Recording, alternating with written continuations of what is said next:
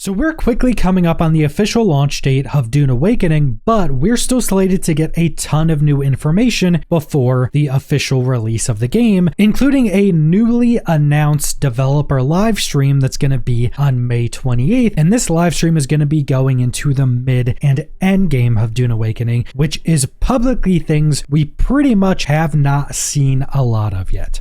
So Dune Awakening is going to be launching on June 10th, but if you buy any of the higher tier versions of the game, you'll get 5 days of early access to get the game on June 5th. Also keep in mind there will be fresh start servers launching on June 10th. So if you only buy the base version of the game, you don't have to worry about joining the servers with people that have been playing for 5 days already. You'll be able to join a fresh start server. But that brings us to the live stream that's going to be on May 28th. So we're a little under a week away from this live stream, and it's going to be at 12 p.m. Eastern Standard Time on all of the official Funcom channels. Probably going to be the exact same as all of the previous developer live streams, where they show us a bunch of footage and bring in some developers to explain what's going on in the footage. Just this is probably going to be the most interesting one because, again, it's going to be focused on the mid to end game, which while we've had developers talk to us about some of the information in the end game, we actually haven't seen much footage, if any at all, about specifically the deep desert and a lot of the end game content. So I think this is going to be the most important live stream to date, especially if there's people on the fence about getting the game. This is definitely going to be the one that tips people over in either direction. And they also give us a little bit of further information. So they go on to say that the beta weekend was a critical milestone for us. We stress test core systems to ensure we're ready for launch, and you got hands-on experience with the first 20 to 25 hours of the early survival gameplay. But Dune Awakening is much more than those early hours. You've only scratched the surface. The beta weekend features just about 25% of Haga Basin. Beyond it lies a vast world of content, challenges, and gameplay systems waiting to be uncovered. And keep in mind, Haga Basin is about the size of their previous game, Conan Exiles, and we only got about 25% of that on the most recent weekend beta. So we still have 75% of Haga Basin, which isn't really considered endgame. Some of it's still considered mid-game, but then we have the Deep Desert, which is 9 times the size of Haga Basin. So we've only gotten a very small portion of the game in that beta. So then they go and say, we'll head further into Haga Basin, showing you what you can expect to see, build, and experience in the mid-game. So they're considering the later stages of Haga Basin to be more the mid-game, and then they'll also cover advanced gameplay mechanics such as the Lancerad, and will deep dive into the Deep Desert to show you how Dune Awakening's endgame offers plenty to do, whether you prefer PvE or PvP. So we're getting a look at the later portions of Haga Basin, and we're getting some of our first official looks at Deep Desert gameplay and what we can expect within the Deep Desert. And the final tagline is Dune Awakening is a multiplayer survival on a massive scale. Again, they've stopped calling it an MMO because that was too confusing for people, but it's still going to function in a lot of the same ways with a lot of the same elements, hundreds of people in player battles, and a lot of social features. You've seen the surface, now it's time to show you how deep the desert truly goes.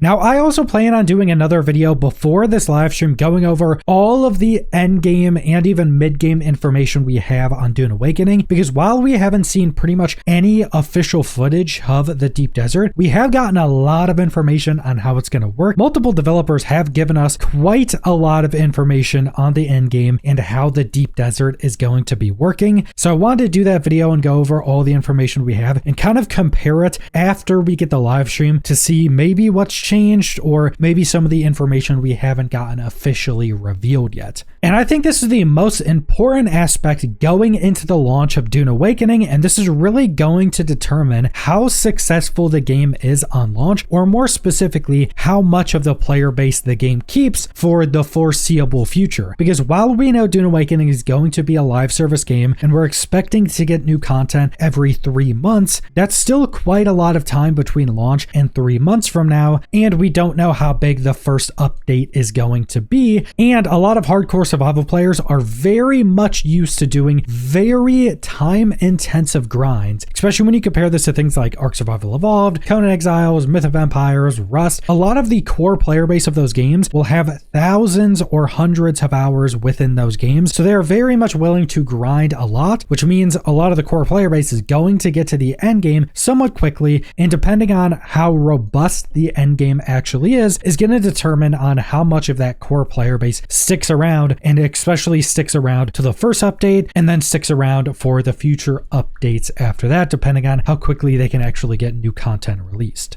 So make sure to subscribe to keep up with all of my Dune Awakening videos. I'm still going to be doing a good amount of videos before launch, and then at launch I'm going to be doing guide videos on pretty much everything you could think of. But that's all I want to go over, so thanks for watching.